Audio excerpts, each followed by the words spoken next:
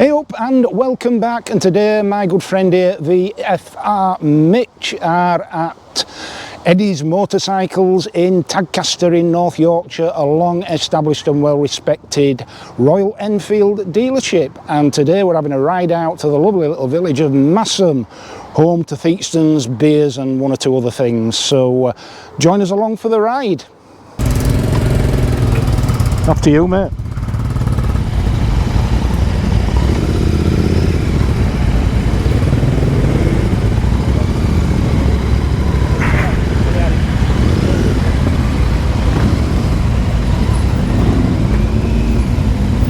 That's the place to be.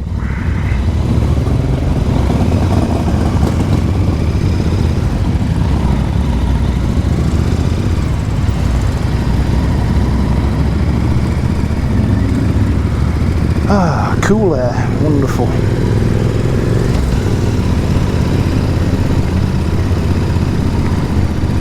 Well, nobody's mentioned anything about the drop-off system, have they? So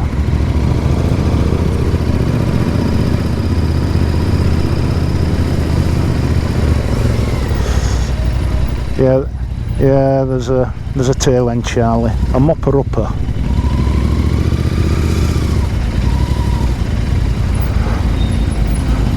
Normally the only concern with group riding is the ability to keep up with faster riders, but of course we're all on Royal Enfield, so that particular concern doesn't really present itself.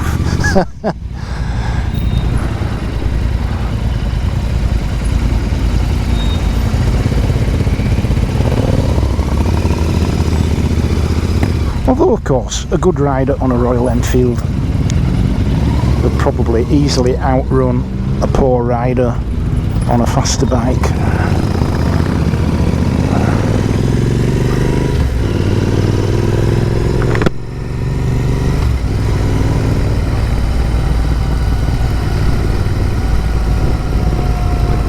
There's no finer sight than a line of motorbikes all in convoy. Right behind that there police car.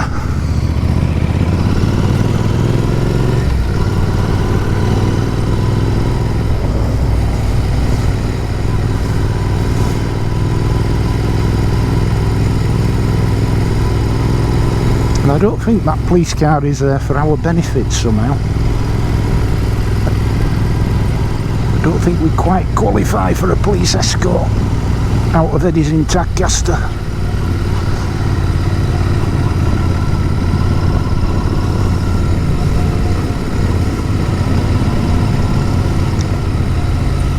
So yeah, people ask what sort of clothing I normally wear, particularly out on the modern classics, and the answer is Merlin Edale wax cotton jacket that I'm wearing today, and I've had this now for nearly 5 years. One of the first ones that came out. Got it from Nicholas Noble's in Bradford before they sadly went out of business. They were a big Merlin dealership, and I have to say it's done me proud in wet and dry, and the older it gets the better it looks. And this time of year I take the lining out because it's a really warm lining, and there are a couple of air vents above the breast pockets and I've got those open, and it's absolutely perfect. So yeah, Merlin Edale jacket. Gazza up front there has a Merlin jacket as well. And one or two YouTube content creators have these. The old Moto UK, Nick, he has that's his favourite jacket as well. I can highly recommend them, particularly for the modern classic scene.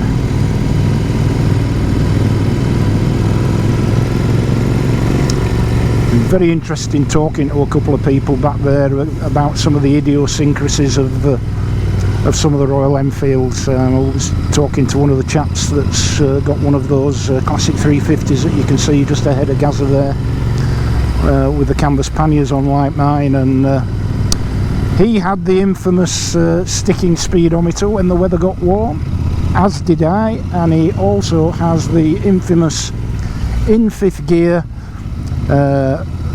Very occasional sense of missing,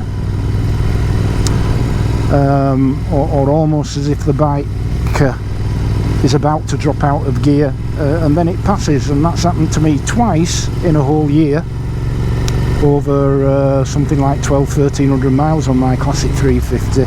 But it's always quite comforting to be told that it's an issue.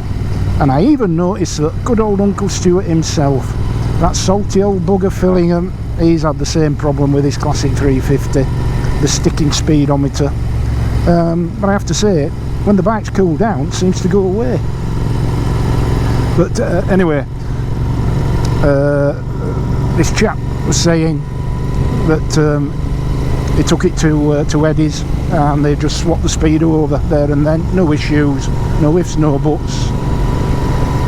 So that's reassuring to know.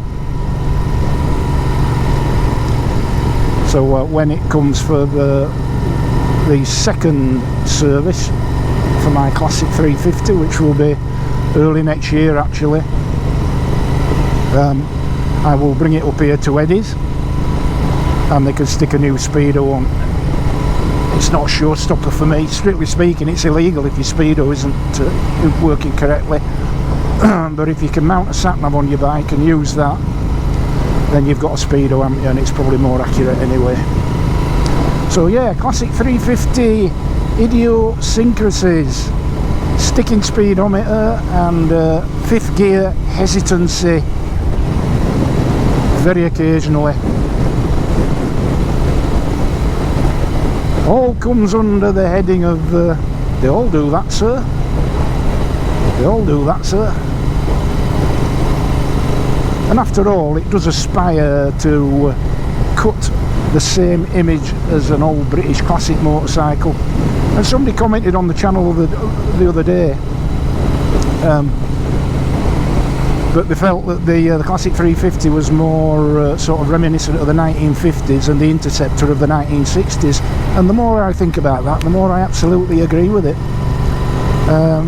Yeah, very good point, sir. Sorry, I can't remember your name. I do apologise, but you made a very good point, and I agree with you 100%. That the classic 350 is a reminder of the halcyon days of post-war 1950s British motorcycling, but the Interceptor, the likes of the Interceptor, and to a certain extent the Super Meteor, and of course the VSA Gold Star, very much in the shadow of 1960s British classic motorcycles, and the age of the calf racer and the ton-up boys and all of that.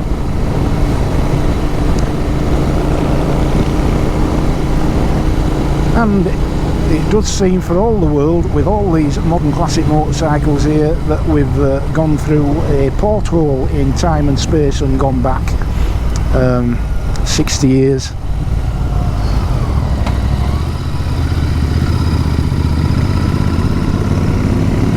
Wonderful stuff.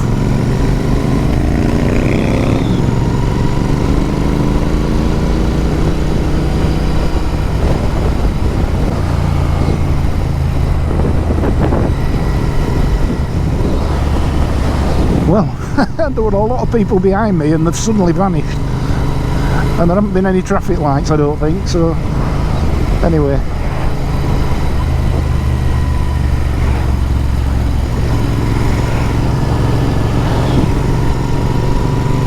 I am the tail end Charlie at the moment, and some might rightly observe that that's exactly where I belong.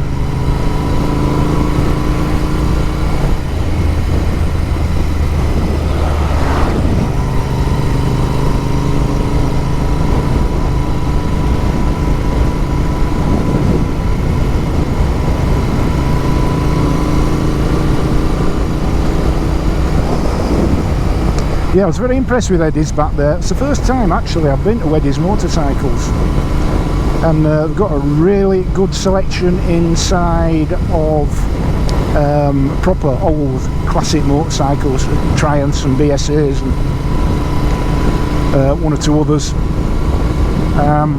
When they were based in Shipley, which is just down the road from Bingley where I live, when they were based in Shipley, I always used to drool looking at those bikes through the window, but since they've shut that branch in Shipley, everything seems to have been shipped out to Tadcaster here.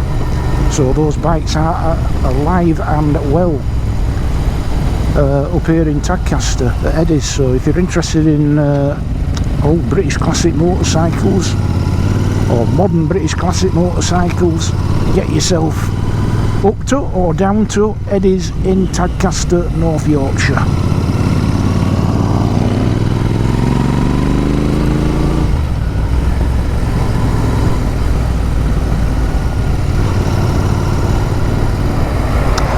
So you'll, if you've seen the last 2 or 3 videos, you'll be acutely aware that I am forever belly aching about the longevity, or lack of it, of the GoPro Hero batteries. And so I've arrived at a solution, because shooting 4K, which is what I exclusively do these days, a GoPro Hero 10 battery gives you about 25 minutes. And yeah, I mean, the upside is that the footage out of the box on the GoPro Hero 10 is stunning, but with a few tweaks and an ND filter and a few adjustments in manual settings, it really is a peerless quality image. Certainly better than the DJI Osmo Action 3, which I had before it got stolen off this bike. But anyway, and certainly better than the footage that I've seen from the new Osmo DJI Action 4. So GoPro definitely got the edge there in terms of image quality, but battery life, no. DJI knocks the spots off it, battery life, and DJIs don't tend to lock up for fun like GoPros can do occasionally. But the solution I've arrived at is to put a battery pack, a power bank, in top pocket of this here jacket and plug that in to the GoPro Hero 10. And so far so good. In fact, on our little trip from Tan Hill to the northeast coast the other week, the 128 megabyte SD card filled up first. So stacks and stacks of battery endurance to be had by just plugging in the USB to a power pack in your pocket. It's an extra wire, but not causing any issues.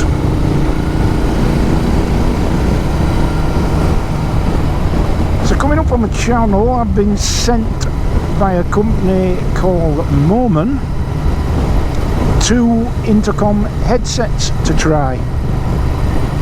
And I was just flicking through YouTube the other day and I noticed that Crazy Legs on a Bike, I've obviously been in touch with him as well, because he reviewed them. So I just got the delivery yesterday of 2 headsets. So I'll be taking a look at those. I'll be doing an unboxing, then I'll be doing a comparison with my unit, which I use, which is a Scala Rider, Cardo Scala Rider, which is not without its issues, I have to say. Specifically, one of which is all you have to do is breathe out heavily and it turns the radio on. So the voice recognition leaves an awful lot to be desired.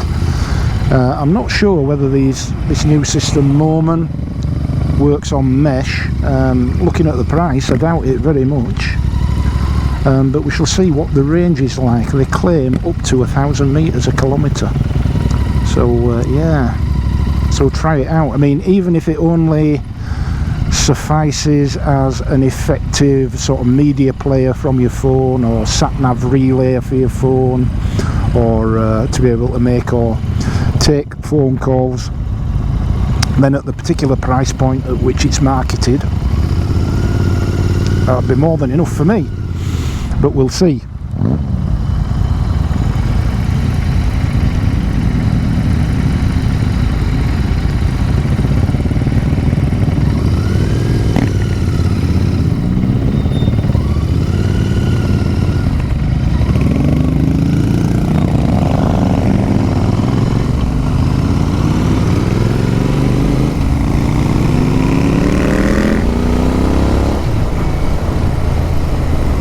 Gazza's exhaust there, they're Tech exhausts. I've got Lex Techs on, and I thought these were these have plenty of rock and roll, but blimey, I tell you what that reminds me of, it's hilarious, is this. You might not remember, but I shit ye not, go Google it if you don't believe me. There were a fella a few years back, oh, it's probably about 7 or 8 years ago, and he was a bit of a sort of mad professor type, but he had this fighter jet engine, which when you powered it up, it sounded like somebody with a shocking case of flatulence, massively loud. So he had this bright idea of this little project, because I think he must have been a francophone, a true champion of Brexit. He didn't like, don't think he liked the French. So what he did was, he had this massive arse built, this massive prosthetic arse, like 20-30 feet high, and he put a bum hole in it, and he mounted in it this here jet engine, this loud rasping jet engine that you could hear from miles away. And he carted this assembly to the south coast, and he had an event which he publicised this event called Fart at France, and this was his way of expressing his distaste of all things French. So he mounted this contraption, this 20-foot high arse, and it was like a proper medical prosthetic. It was almost like, if God knows by any means you lost your arse in some horrific accident, you know, the Met one, you know, obviously to scale, and it was that accurate. And he even, apparently, if you go look it up, apparently he even went to a paint company and let him scan his own arse so he could get colour for paint spot on and have this thing painted. So yeah, he erected this massive arse with this jet engine in it, pointed it from the south coast at France, and then fired it up. I don't know how French took it, but yeah, go have a look at that, Fart at France. Hilarious. So anyway, that's what Gazza's exhausts sound like. Now, I've got somebody behind me now, that's better. Just felt a little bit exposed,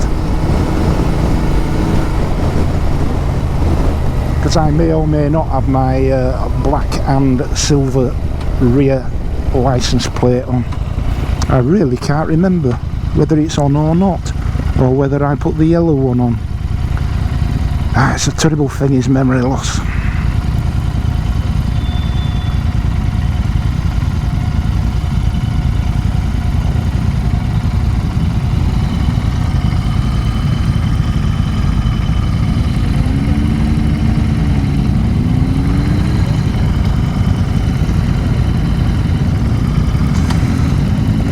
I hope the rear camera is catching some of this. That's a GoPro Hero 7, so that'll die shortly, because it spent 10 minutes filming bushes at Eddy's before we set off. So we'll see.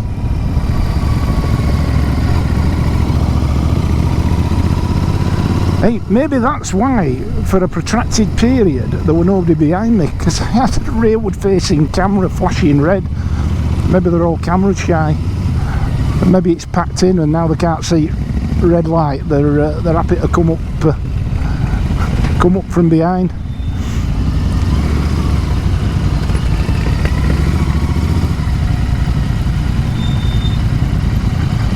Look, a mammal, middle-aged man in lycra.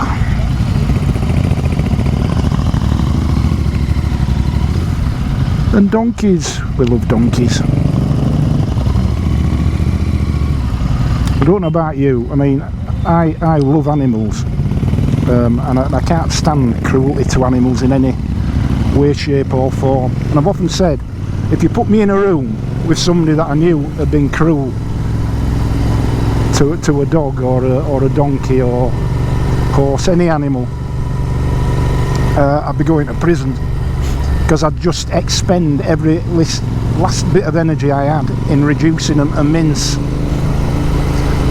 But just seeing them donkeys there reminded me, if you watch a fair bit of the likes of the Yesterday channel or Discovery Channel, Quest, all of them, every so often there'll be like a donkey charity comes on, and they show you some horrific images, and you can't get away from it. You know, you don't get a chance to change the channel or turn volume down. It's right in your face, and I understand to a certain extent why they do that, but bloody hell,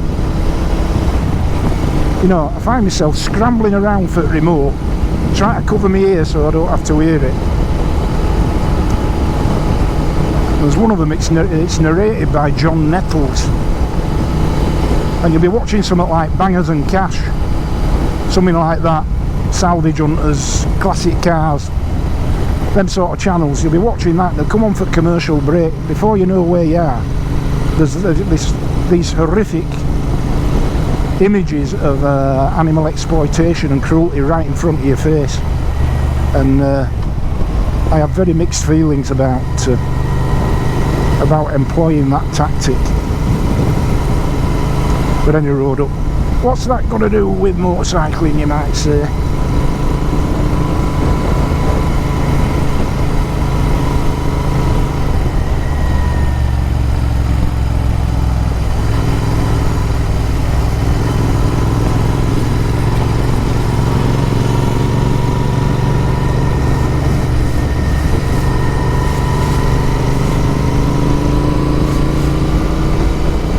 I shall shut up now and let you enjoy the spectacle.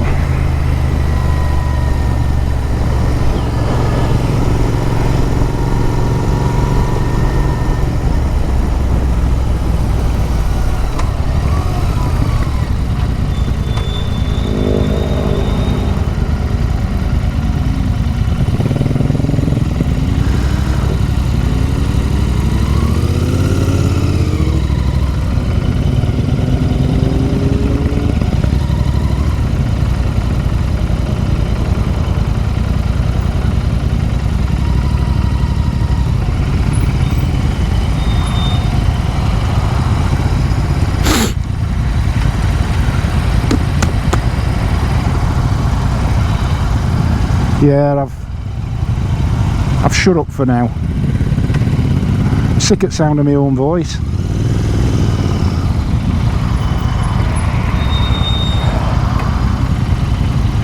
There'll be folk shouting at telly now saying, "So are we, pal, so are we."